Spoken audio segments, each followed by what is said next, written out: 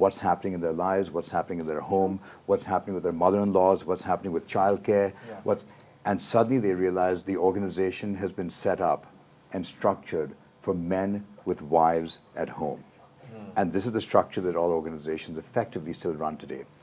And so I will say, first, we think of allyship, we also think of sponsorship. And we differentiate between the two. Sponsorship is someone who creates opportunities for others, to Alok's point, listening to them, understanding their needs, creating the opportunity for a more flexible workplace, creating the opportunity to participate in a managerial role where they might be playing a role and pride in quality. So that's one, right? Sponsorship matters as much, if not more, than allyship unto itself. And so creating opportunity for others is one. Because that's actually where a lot of people get stuck. They don't have the opportunity. Given the opportunity, they'll shine.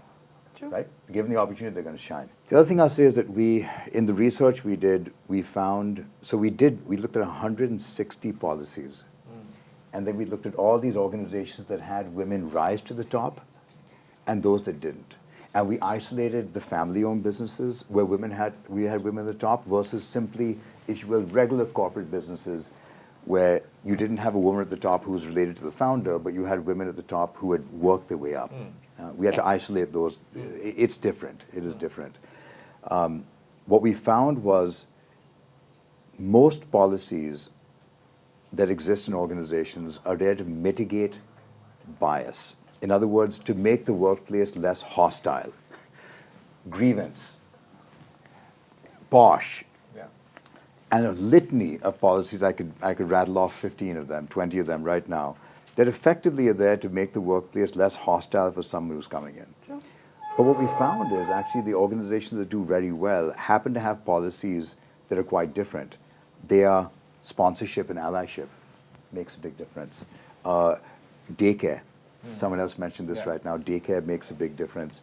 Flexible working hours and schedules make a big difference. Training for women on leadership, so women are able to speak up in larger forums, are able to dissent in a way where they don't feel they're going to be discriminated against, and just picking up how to do that well. And so what we found is those organizations with those programs that have really taken root, they tend to be much more successful. And so the balance, the simple point is mitigating bias is one thing. Enabling someone to grow is slightly different.